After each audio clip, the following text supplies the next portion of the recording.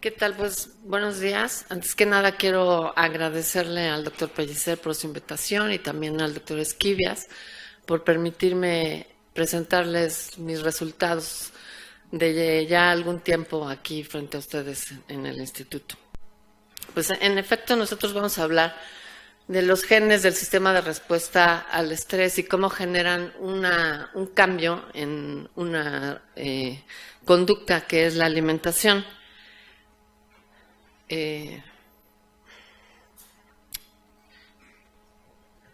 Empezaré por mostrarles esta fotografía que es bastante antigua, pero que representa muy bien lo que hace la liberación de diferentes hormonas sobre la conducta. Esta fotografía es el final de una secuencia en donde el mandril se da cuenta que el leopardo lo viene persiguiendo y corre de una manera muy rápida, y sin embargo en algún momento de la secuencia percibe que la captura, digamos, va a ser inminente y cambia su conducta y decide enfrentar al leopardo como en última instancia para la supervivencia. Yo me imagino que no había una secuencia, una fotografía posterior.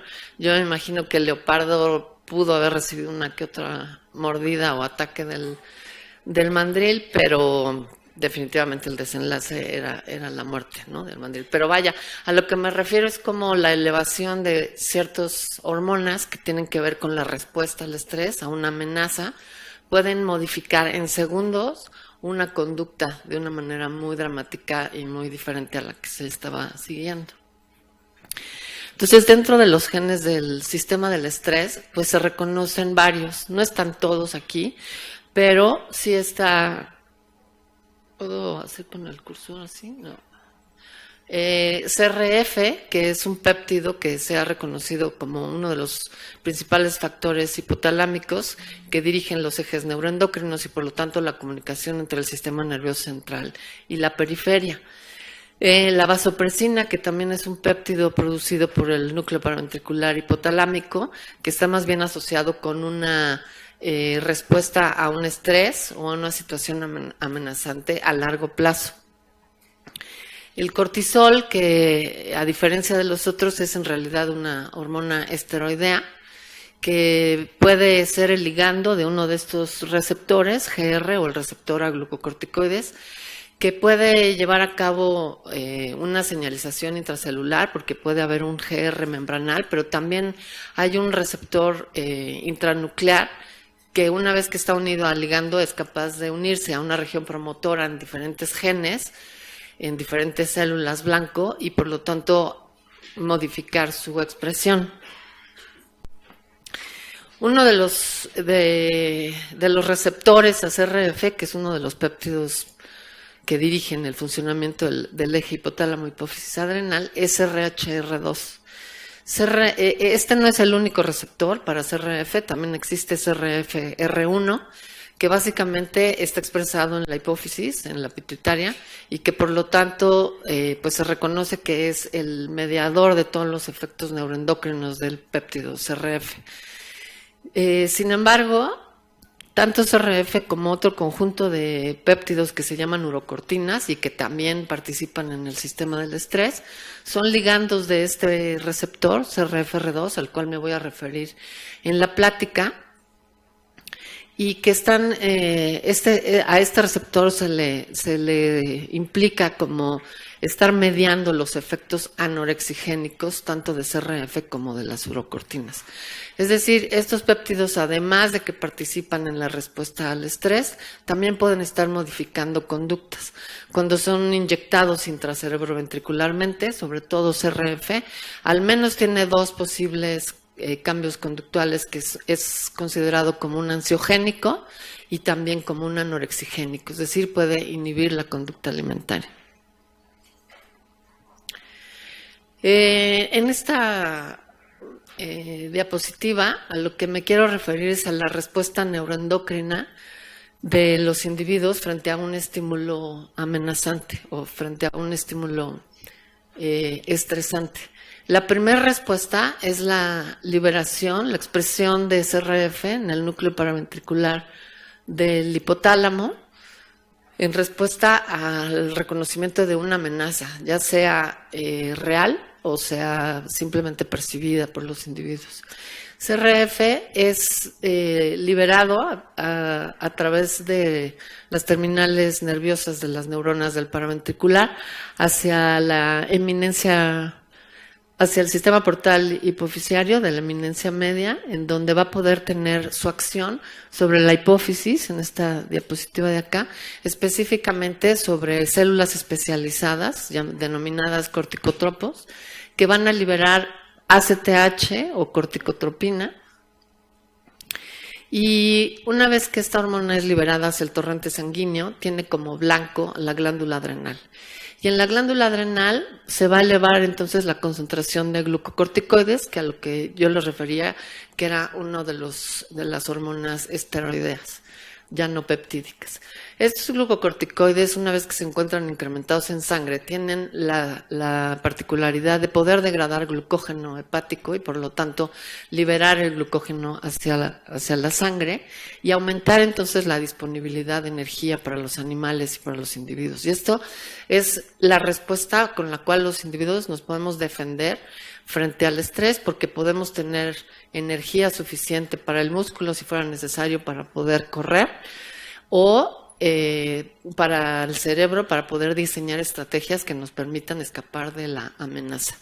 De una manera muy importante, estos glucocorticoides, cuando se encuentran elevados, también favorecen la distribución o la redistribución de los lípidos. Es decir, en vez de que estén alejados en el sistema adiposo y que estén muy poco disponibles para que los animales puedan realizar algún tipo de huida o escapatoria o diseñar estrategias, pues ahora están básicamente en la región abdominal y por lo tanto se encuentran bastante más disponibles para el individuo. Eso, por supuesto, tiene un impacto posterior para el peso y para algunas alteraciones metabólicas.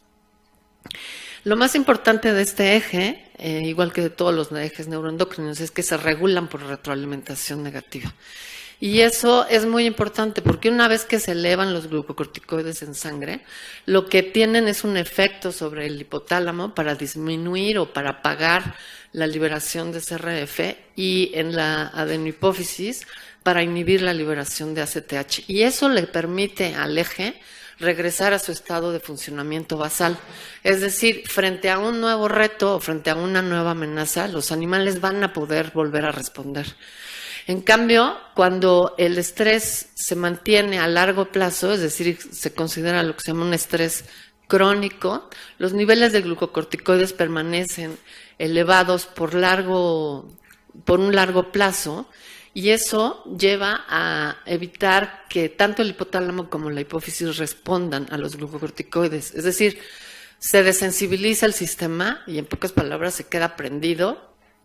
O sea, la concentración de glucocorticoides va a permanecer elevada y eso para la supervivencia de los animales no es lo más adecuado porque digamos que no va a haber un estímulo tan fuerte que alcance a rebasar esa elevación que ya existe de los glucocorticoides y por lo tanto frente a una nueva amenaza lo más seguro es que no puedan responder y que no haya una mayor disponibilidad de energía con respecto a lo que había ocurrido en el estrés crónico. Y en función de eso, más o menos, me voy a estar refiriendo como en dos conjuntos de experimentos, unos a nivel de ciencia básica, porque todos los que me conocen saben que soy de un laboratorio en donde hemos estado haciendo estudios con animales para tratar de identificar el efecto del estrés sobre cambios en la conducta alimentaria. Y en una segunda parte les platicaré cómo, en colaboración con el grupo de la doctora Beatriz Camarena, tratamos de trasladar estos resultados hacia un estudio en la clínica con pacientes que tenían obesidad. Entonces, en función de si el eje adrenal es capaz de responder ante un nuevo estímulo o no, se clasifica entonces como el estímulo amenazante como un estrés agudo o de corto plazo, o bien un estrés crónico o a largo plazo. Por supuesto, este eje participa en lo que se llama la regulación homeostática de la conducta alimentaria, que tiene que ver con el tamaño y el volumen de las reservas energéticas, ¿no? O sea, tenemos todo un sistema que avisa al cerebro de si tenemos suficientes lípidos o si tenemos suficiente glucógeno almacenado como para enfrentar retos posteriores. Si esto no ocurre, es decir, si estos lípidos están disminuidos, pues vamos, por un lado, las hormonas a nivel periférico van a estar gastando menos reservas energéticas, es decir, se va a abatir el metabolismo basal, y por otro lado va a haber una conducta compensatoria que va a llevar a buscar alimentos y a tener una mayor disponibilidad de nutrimentos y por lo tanto mayores reservas energéticas. Por eso se llama homeostática, porque hay una respuesta que está compensando, digamos, el déficit. Y al revés, ¿no? Si tenemos una gran reserva de lípidos, pues en principio deberíamos estar gastando más reservas energéticas e inhibir nuestra conducta alimentaria, lo cual ya sabemos que en el humano no siempre pasa, ¿no? Y vamos a hablar un poco de eso un poco más adelante. Entonces, lo que sí sabemos es que el estrés, dependiendo de si es agudo o si es crónico, va a tener un impacto en el apetito. Se ha visto que si el estrés es de corta duración, el apetito va a disminuir, es decir, que la disponibilidad de energía, digamos, se va a utilizar para otro tipo de funciones y se va a sacrificar la búsqueda de los alimentos, ¿no? Quizá el movimiento está priorizado, por ejemplo, para poder correr. Sin embargo, a nivel crónico, el gasto de energía por la elevación de los glucocorticoides es compensado por un incremento en el apetito. O sea, si nosotros tenemos un estrés a largo plazo, lo más seguro es que tengamos una conducta alimentaria más activa y sobre todo de un tipo de alimentos particular que se llaman de alta palatabilidad, que tienen una alta concentración de hidratos de carbono o bien de lípidos. Entonces, ¿por qué los glucocorticoides pueden estar modificando la conducta alimentaria? Bueno, pues a nivel celular sabemos que el núcleo, uno de los núcleos del hipotálamo, que es el núcleo arcuato o arqueado en español, se encuentra fuera de la barrera hematoencefálica y que por lo tanto puede percibir con sus receptores cambios de concentraciones de hormonas periféricas. En ese sentido, puesto que las neuronas del núcleo arcuato que expresan el péptido orexigénico, es decir, que activa el apetito, el más potente que se conoce, que es neuropéptido Y, cuenta con receptores de este glucocorticoide. Los receptores AGR, que están en rojo, se encuentran expresados en estas neuronas que se denominan de primer orden, porque son las que están recibiendo la información a nivel periférico, de los cambios periféricos. Y estas neuronas y también la población de neuronas que producen péptidos anorexigénicos como POMC o CART, ambas pues tienen proyecciones que van a núcleos hipotalámicos que clásicamente se han implicado en la regulación de la conducta alimentaria, como el hipotálamo lateral, por ejemplo, o el núcleo paraventricular, que básicamente se considera como un péptido que inhibe la conducta alimentaria, ¿no?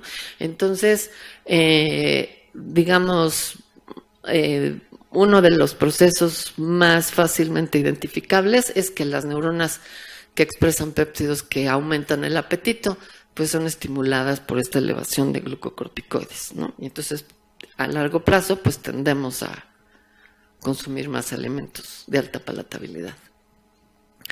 Entonces, nosotros en el laboratorio tratamos de identificar diferentes tipos de estrés a diferentes etapas de desarrollo de los animales y con diferente duración o de diferente naturaleza que nos pudieran implicar a diferentes genes de este sistema del estrés. Empezamos con este que es un estrés prenatal en el que a las ratas madres gestantes fueron sometidas en la tercera etapa de la gestación a lo que se llama un estrés crónico variable, es decir, con el objetivo objetivo de que no se habituaran al mismo tipo de estresor, estuvimos cambiando los diferentes estímulos adversos, como son la restricción de alimentos por 24 horas, o inclinábamos la caja donde estaban los animales, o tenían agua en vez de aserrín, o los restringíamos su movilidad metiéndolos en estos tubos de plástico, o tenían la luz continua, o mojábamos el aserrín, o no había aserrín. Y el punto es que a estos animales, dejamos que nacieran las crías y luego evaluamos hasta la semana 10 de las crías su conducta alimentaria y su peso corporal. Y pudimos observar cómo en la línea de arriba de la gráfica de la izquierda, podemos observar cómo el estrés prenatal fue incrementando la conducta alimentaria a partir de la semana 6, ¿no? O sea, a las crías nunca, digamos, se volvieron a tocar, ni se volvieron a estimular, ni nada, y sin embargo su conducta alimentaria se ve modificada hasta la etapa adulta.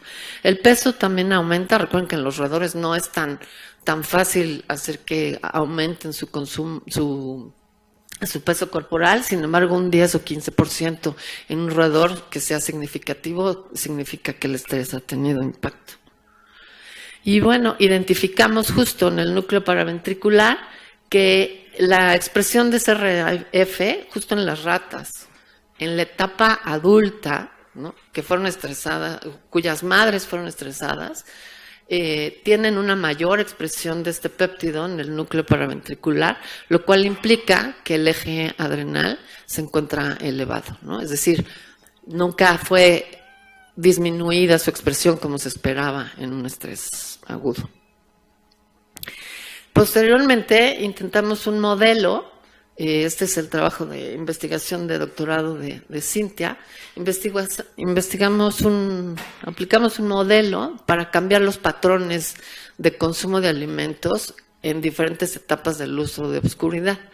Aquí está para los animales, ¿no? Y entonces lo que se trató de hacer era un grupo de animales control que tenían el alimento ad libitum, desde en todo, o sea, durante las 24 horas, ¿no? Y sin embargo restringimos al segundo grupo, el consumo de alimentos, no solo en su fase de actividad, que es la fase de oscuridad, sino digamos que podían consumir los alimentos un poco antes, o sea, cuando todavía era su etapa de descanso, es decir, en la luz, o bien que podían prolongarla hasta que se volviera a prender la luz. Tratamos de simular a lo que ocurre, yo creo que en estos días, sobre todo en la Ciudad de México, cuando hay que despertarse a las 5 de la mañana y desayunar para poder llegar a la escuela o llegar al trabajo, o bien que por alguna razón decidimos consumir alimentos entrada la noche, o que tenemos la sensación de que si no cenamos o comemos algo a las 12 de la noche no nos dormimos, etcétera, pero que estamos utilizando esas horas que deberían de ser de sueño para el consumo de alimentos. Y en el tercer grupo solamente el consumo de alimentos estaba restringido en la etapa de actividad de los animales, ¿no? Y entonces lo que pudimos identificar es que solamente aquellos que estaban consumiendo alimentos con un patrón alterado, que implicaba los dos periodos, que empezaba en la luz y terminaba también en la luz, tienen un mayor peso y un mayor consumo de alimentos. El otro grupo, muchísimas gracias. Perfecto. El otro grupo que nada más consumía alimentos durante su etapa de actividad no tiene ningún cambio o no tuvo en la conducta alimentaria ni en el peso. Cuando pudimos evaluar la cantidad de grasa, pudimos identificar que aquella que está rodeando los órganos, es la mesentérica del intestino, o la que está alrededor de los riñones, está en mayor concentración que en el grupo control y que en el grupo que consume alimentos solo en la etapa de actividad. Es decir, la acumulación de grasa también es mayor. Y cuando analizamos la expresión del péptido, de CRH, que en este caso el que nos interesaba, se alcanza a ver muy poco, pero en realidad la expresión tiene este aumento en el núcleo paraventricular con respecto a los otros dos grupos. De manera interesante podemos ver que la concentración de corticosterona en suero solamente se incrementa con respecto al control en este grupo, ¿no? Es decir, la expresión de CRH está activada y la concentración de corticosterona está elevada. Eso implica que estos animales tienen un eje adrenal que muy probablemente está induciendo la hiperfagia o el mayor consumo de alimentos y la acumulación de lípidos en estos tejidos. También, también pudimos evaluar que la concentración de leptina, que es una hormona que informa al cerebro del tamaño o del volumen de los adipocitos, pues también se encuentra incrementada solamente en este grupo. Identificamos aparte que cuando se inyecta un anorexigénico, es decir, si estas ratas recibieran un tratamiento con una hormona que debería de gastar más las reservas energéticas y hacer que inhibieran su consumo, pues este grupo justo tiene una resistencia, ¿no? Cuando inyectamos leptina al grupo control se ve la disminución en el consumo de alimentos, en el otro grupo más pequeña pero también significativa. En cambio en este grupo que tenía un patrón alterado en la etapa de descanso o de sueño de los animales, no hay efecto de la leptina. Y en otro péptido que dirige el funcionamiento de otro eje neuroendocrino, que es el tiroideo, podemos observar que la leptina, que debería estar incrementando al péptido aquí con respecto al control, en animales con restricción alimentaria, en este grupo ya no responde. Es decir, lo que estoy queriendo decir es que muy probablemente ante terapias o estrategias terapéuticas que pudieran querer estar inhibiendo la conducta alimentaria, en estos animales no tienen efecto. En un tercer modelo tratamos de simular lo que ocurre en niños que sufren maltrato infantil o que sufren negligencia o abandono por parte de los padres, ya que se sabe que entre el 25 y el 40% de los casos, dependiendo del tipo de abuso del que se trate, pueden desarrollar obesidad en la adultez. Y lo que hicimos es utilizar un modelo que ya estaba, digamos, validado y utilizado, en donde durante la lactancia se quitan por 3 horas diarias a las crías de la madre, o sea, es decir, se separan nada más durante 3 horas y luego se vuelven a regresar. Durante 2 semanas, del día 2 al día 14 de la lactancia.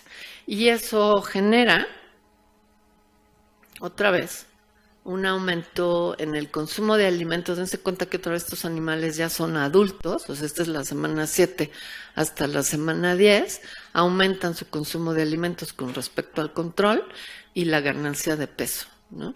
A pesar de que otra vez a partir del destete estos animales no sufren ningún otro tipo de estímulo ni nada. Y evaluamos desde el destete la concentración de corticosterona sérica, que son estos glucocorticoides, y pudimos ver que efectivamente estos animales ya tienen una elevación bastante dramática con respecto al control.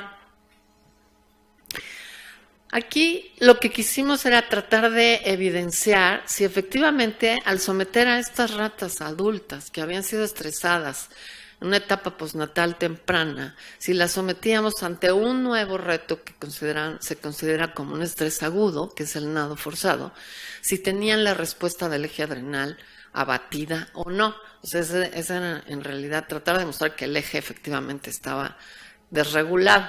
Entonces, cuando sometimos a los animales control, es decir, estos animales nunca fueron separados de la madre y tienen este nivel de corticosterona, y los sometimos al nado y pues se espera que incremente la corticosterona por lo menos 30 minutos después, porque se están sometiendo a un nuevo reto.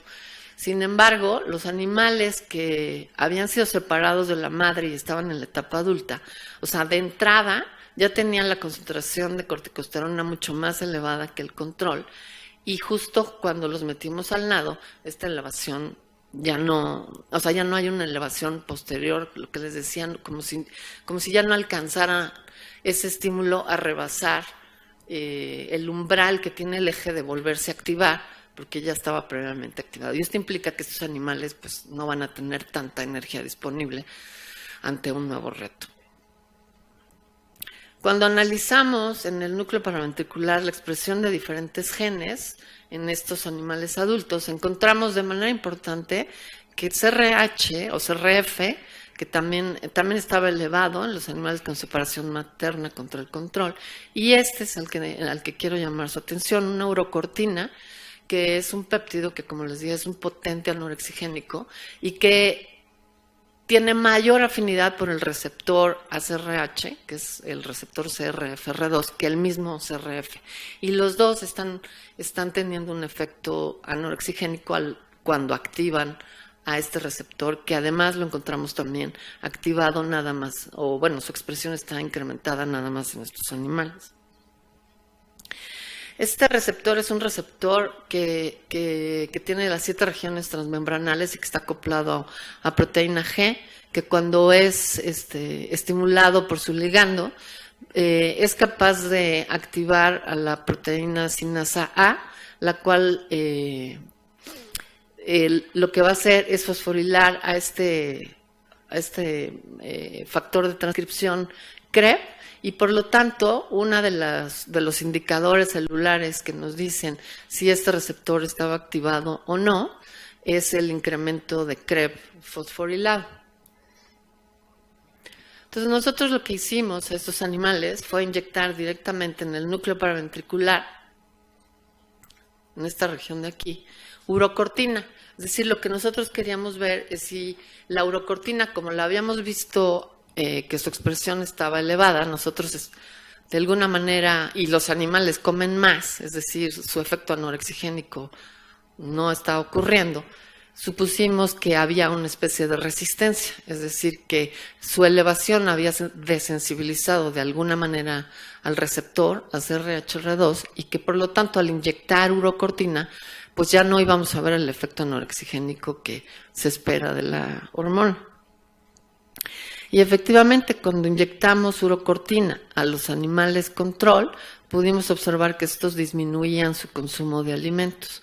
Sin embargo, los que tenían separación materna, estos son con vehículo, pero al inyectarles la urocortina, ya no pudimos observar que estos animales redujeran su consumo de alimentos. Es decir, pues suponemos que efectivamente el receptor de alguna manera estaba desensibilizado. Cuando medimos justamente la concentración de CREB fosforilado con respecto al CREB que no estaba fosforilado, pudimos observar que esa relación está incrementada en los animales control, que nunca fueron estresados.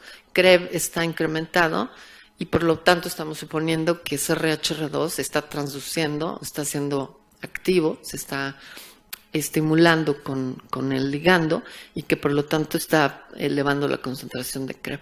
Y en cambio, en el de separación materna, pues no pudimos observar el incremento. Entonces apoyaba también la desensibilización de este receptor.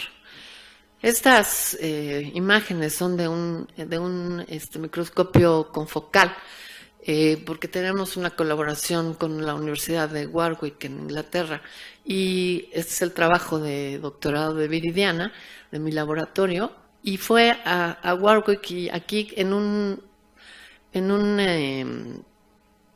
trabajo in vitro utilizó neuronas hipotalámicas, no solo del núcleo paraventricular, sino de todo el hipotálamo, y quiso identificar con inmunocitoquímica si se movilizaba o no se movilizaba el receptor, que es el que está marcado con verde, hacia el núcleo de las células, una vez que eran adicionados los cultivos con 100 nanomoles de urocortina.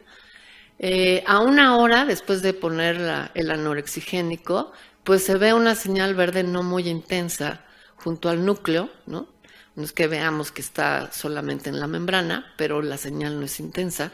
Y conforme va pasando el tiempo, la señal verde se va acercando al núcleo, lo cual nos hace suponer que efectivamente la urocortina provoca una internalización del receptor que a la larga, como en el caso de los animales con separación materna, pues evita que que pueda volver a responder al receptor cuando inyectamos la hormona. Sin embargo, pues faltarían otro tipo de análisis para identificar que efectivamente se está internalizando. Al mismo tiempo, con estas neuronas hipotalámicas en cultivo, se identificó qué tipo de péptidos anorexigénicos del hipotálamo se activaban con la adición de urocortina. Y se evaluó que si era adicionada 24 horas después, sí se veía la expresión de los péptidos anorexigénicos más potentes, como POMC, CART y neurotensina.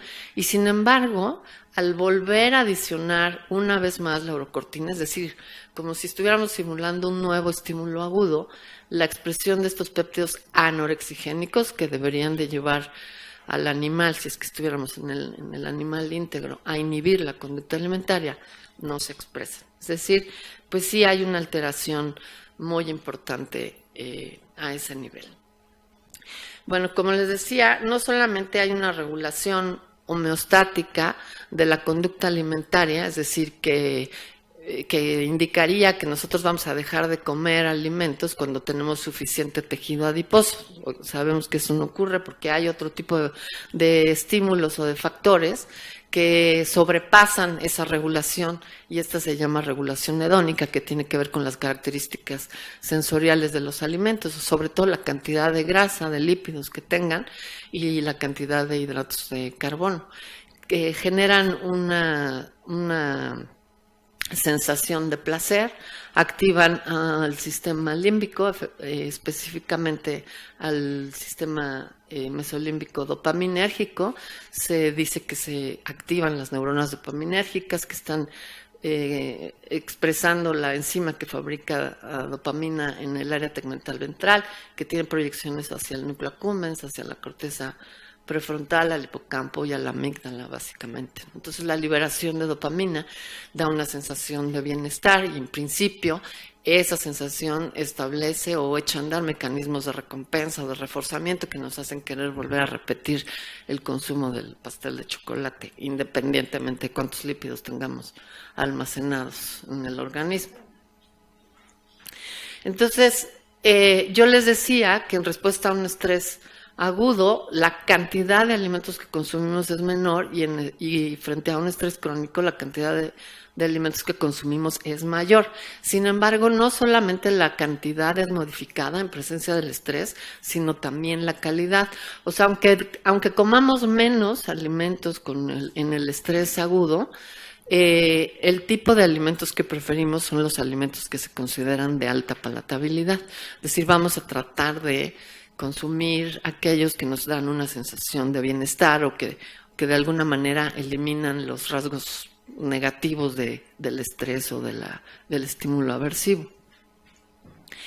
Y bueno, en este sistema límbico por lo menos sabemos que CRF también se está expresando, que cuando se libera también va a liberar dopamina.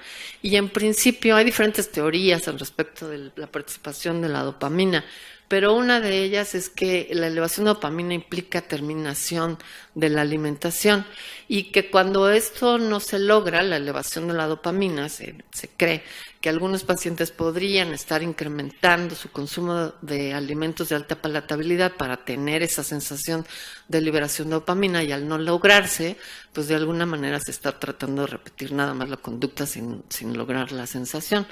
Pero bueno, también está expresado GR, o sea, el mismo receptor para los glucocorticoides, que en este caso, en el sistema límbico, la regulación sobre CRF es diferencial. Es decir, cuando GR se activa, la liberación de CRF también se activa, lo cual es completamente diferente a lo que ocurre en el eje neuroendocrino. Y por lo tanto, este sistema del estrés también se cree que está participando del sistema límbico en el aumento en la conducta alimentaria.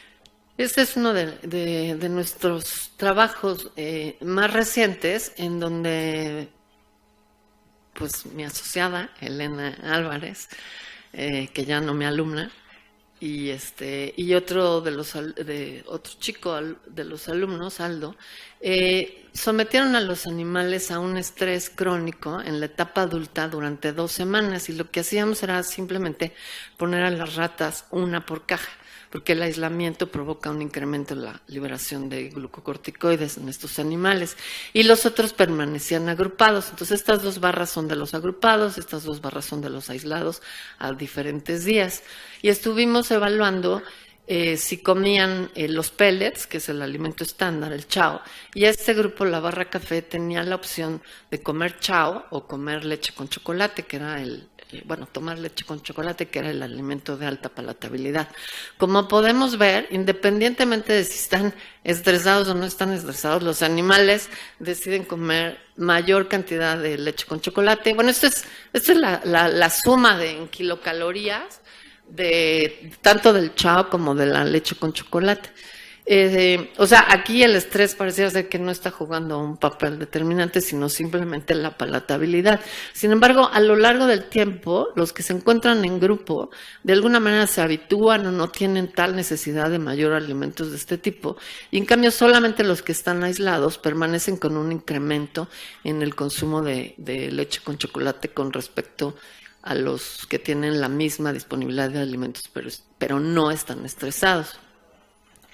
Esta gráfica también es importante porque aquí pareciera ser que subyace una de las razones por las cuales volvemos a consumir alimentos de alta palatabilidad. Los animales que no están estresados tienen la misma concentración de corticosterona, consuman leche con chocolate o no. Sin embargo, los que se encuentran aislados, es decir, estresados, tienen un incremento en corticosterona sérica con respecto a su propio control. Y de manera interesante, aquellos que están tomando leche con chocolate abaten, disminuyen la concentración de corticosterona sérica. Y esta es una de las razones por las cuales la sensación de bienestar se da al consumir estos alimentos. O sea, no tienen la sensación de estar estresados o ansiosos, si es que se puede decir así. Los que nos conocen también saben que siempre nos ha interesado la participación de un péptido, que es la hormona liberadora de tiotropina, también como anorexigénico, es decir, como inhibidor del apetito. Y pudimos observar que en el núcleo accumbens, la expresión de TRH, que es un anorexigénico, es decir, cuando disminuye la concentración de TRH en las 2 barras grises, son justamente los animales que tienen un mayor consumo de alimentos de alta palatabilidad. Es decir, pareciera ser que en el accumbens, en esta región del sistema límbico, también el péptido está participando como un anorexigénico. Decidimos inyectar en esta parte del accumbens, por un lado TRH y por otro lado un bloqueador del efecto del estrés, que es un antagonista específico para GR, la mifepristona. Entonces, primero les enseño los experimentos con la inyección de TRH. Todos estos animales están estresados o están aislados, y podemos ver cómo cuando tienen la opción de leche con chocolate consumen más, y sin embargo cuando inyectamos TRH desde el día 6, estos son los días de inyección, pues hay una reducción en el consumo de alimentos, ¿no? Tanto de chao como de leche con chocolate. Entonces, TRH efectivamente, al ser inyectado directamente en el accumbens, puesto que ahí hay receptores al péptido, pues también está teniendo un efecto a nivel anorexigénico. Y pudimos ver que la concentración de corticosterona, o sea, un poco lo mismo que les mencionaba hace rato, cuando estos animales consumen alimentos de alta palatabilidad, disminuyen su concentración de corticosterona, y en cambio cuando son inyectados con TRH, puesto que la disminuyen, pues no disminuye la concentración de corticosterona, ¿no? O sea, es una segunda evidencia de que la sensación de bienestar también pudiera estar favorecida por la disminución de la concentración de corticosterona. Cuando inyectamos mifepristona, que es este antagonista de GR, se inyectó en el día 6 y en el día 7, y pudimos observar que efectivamente el consumo de alimentos de alta palatabilidad disminuye de una manera muy dramática en estos animales. Es decir, si bloqueamos el efecto de los glucocorticoides, la conducta alimentaria disminuye. Pudimos observar al inyectar la mifepristona que hay un incremento en la expresión de TRH, es decir, como si TRH estuviera río abajo en la vía de señalización de los receptores a glucocorticoides, y otra vez que la concentración de corticosterona se encuentra elevada. Porque no están comiendo alimentos de alta palatabilidad. Es decir, nuestras conclusiones a partir de estos resultados es que el estrés está modificando la expresión al menos de 3 genes importantes del sistema, que son CRF, GR y CRFR2, diferencialmente dependiendo de la edad de los animales y de la naturaleza del estrés. Que en el estrés crónico no hay una respuesta del eje adrenal ante un nuevo estímulo adverso. Y esta me parece importante porque se suelen dar dietas hipocalóricas, ¿no?, para la reducción de peso. Sin embargo, esta restricción de nutrimentos pues justo eleva la concentración de corticosteroides y puede estar favoreciendo una preferencia por alimentos de alta palatabilidad. O sea, estamos induciendo un estímulo estresante. Y la otra cosa es pues que nuestros resultados pues obviamente apoyan la importancia de los hábitos y de los patrones de alimentación, ya que algunos pueden generar estrés y por lo tanto hiperfagia. Y bueno, ahora en la segunda parte de la plática quiero platicarles sobre los resultados que les decía, hicimos en colaboración con el grupo de la doctora Beatriz Camarena, para tratar de identificar si algunas alteraciones genéticas, es decir, polimorfismos, justamente en los genes en los que nosotros habíamos identificado que estaban participando en la hiperfagia en los diferentes modelos animales, en CRFR2, en GR o en CRF, si de alguna manera tenían una asociación con justo con presentar estrés crónico, a ver si tenían una compulsión por el consumo de alimentos que fue observada con una aplicación de una encuesta de adicción a los alimentos de Yale, y o bien si tenían obesidad o si estaban de alguna manera todos estos factores asociados. Entonces hicimos un estudio transversal con 508 pacientes que reclutamos, de los cuales tuvimos las muestras completas de 427. Es una población del Centro de Dietética y Nutrición del ISSSTE que nos permitió este estudio. Todos tenían que ser mexicanos de ambos sexos, entre los 20 y los 45 años. Se autoaplicaron este cuestionario de adicción a los alimentos de Yale, después de que lo habíamos traducido y validado, también con una muestra del mismo centro. Y obteníamos una muestra de saliva y una muestra de sangre iniciales, y después los sometíamos ante un nuevo estímulo estresante agudo. Esta prueba consistía en que tenían que restar de 17 en 17 a partir del 2025 de manera consecutiva sin equivocarse.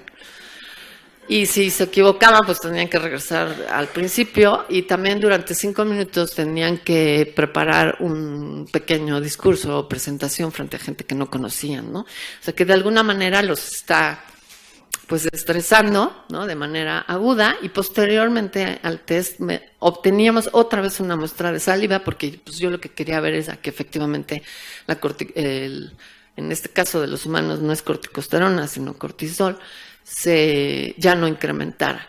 Y los pesamos, los medimos, evaluamos su índice de masa corporal.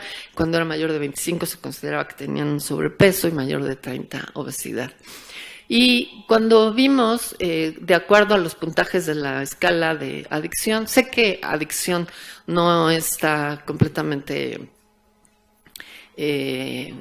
digamos, explícito, o no se ha diagnosticado como tal adicción a los alimentos. Sin embargo, sí se ha reconocido que esta compulsión por los alimentos tiene como diferentes conductas o aspectos que son muy parecidas a la adicción a otro tipo de drogas, como por ejemplo la tolerancia o ¿cómo se llama?, el síndrome de abstinencia, o el dejar de funcionar para ir a conseguir alimentos, etc. Entonces, cuando el puntaje Tratamos de ver si aquellos pacientes que tenían un mayor puntaje en la escala de adicción tenían mayor índice de masa corporal y no nos resultó significativo. Sin embargo, cuando evaluamos la cantidad de grasa corporal, sí, lo cual indica que es un mejor parámetro que el índice de masa corporal, porque a veces pueden tener un índice de masa corporal normal, pero la composición no es la adecuada. Entonces sí pudimos observar que aquellos pacientes con mayores puntajes en la escala de adicción tenían una mayor cantidad de grasa corporal. También pudimos observar que de los 427 pacientes, el 58.7 de los pacientes tenían sobrepeso y obesidad. Eso está un poco abajo de lo que ha obtenido la encuesta nacional, que dice que es el 70%, pero bueno, igual me parece muy elevado con respecto, o sea, en una muestra de este tipo. Y cuando evaluamos la concentración de cortisol salival antes de someterlos a la prueba de estrés agudo, ¿no? Pudimos observar que efectivamente aquellos pacientes que no tenían obesidad, aquellos pacientes que tenían normopeso, al someterlos a la prueba se veía el incremento de cortisol en saliva. Y en cambio aquellos pacientes que tenían obesidad pudimos observar que tenían mayor cantidad de cortisol a nivel basal con respecto a los normopeso, pero que al someterlos a la prueba ya no veíamos un mayor incremento, ¿no? Es decir, nos está corroborando de alguna manera que son identificables con este tipo de pruebas aquellos sujetos que podrían tener o estar sometidos a un estrés crónico y cuyo eje adrenal de alguna manera ya está desregulado. De los 420 pacientes también pudimos identificar que 62.7 tenían estrés crónico.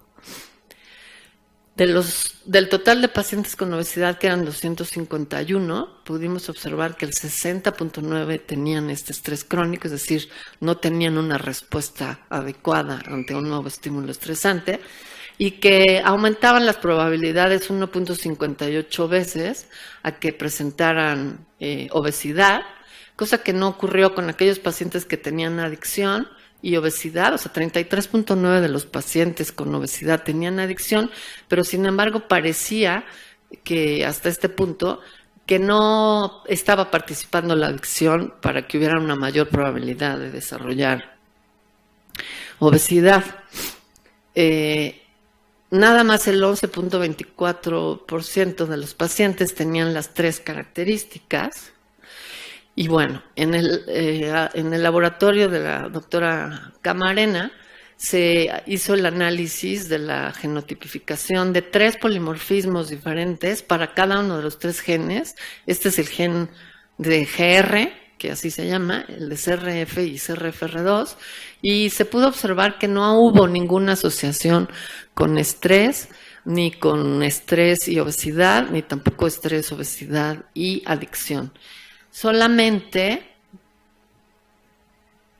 hasta que se hicieron modelos de interacción entre los diferentes polimorfismos de los genes analizados, se pudo identificar que esta combinación, es decir, 2 polimorfismos de GR, 1 de CRF y 2 de CRFR2, tenían una asociación con pacientes que presentaban adicción. Y cuando hicieron las combinaciones de estos genotipos, se vieron que estas 5 combinaciones, si es que los pacientes presentaban adicción, aumentaban las probabilidades de 2.8 a 4 para que presentaran obesidad. Lo que podemos pensar es que entonces la cantidad de pacientes que están presentando estrés aquí es independiente, digamos, de por lo menos de que estén presentes estos polimorfismos que nosotros estudiamos de estos genes. Sin embargo, existe una población que está presentando adicción y que parece ser vulnerable porque si presentan la combinación de alguna de estas combinaciones de los polimorfismos de estos 3 genes, tiene por lo menos entre 2.8 y 4 probabilidades más de desarrollar obesidad.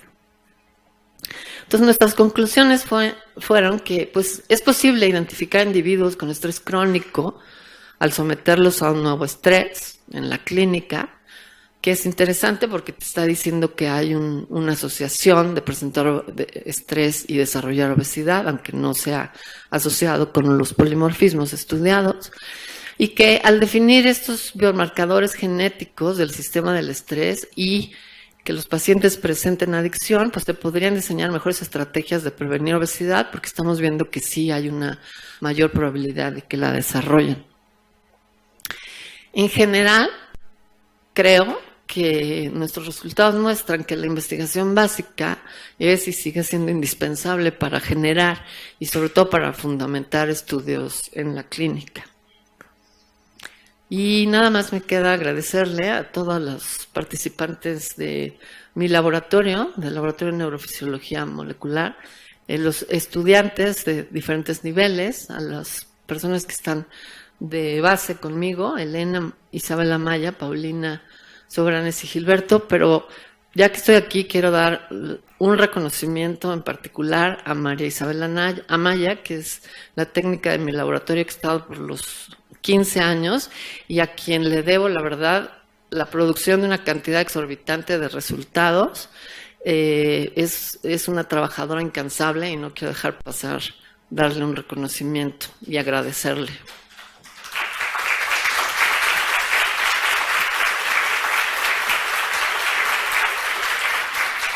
Y también la incansable participación de la doctora Sandra, el doctor Marco Antonio Sanabrais, y también estaba Juan José Cervantes participando en el estudio, y a Dimitris Gramatopoulos de la Universidad de Warwick en el Reino Unido. Muchas gracias.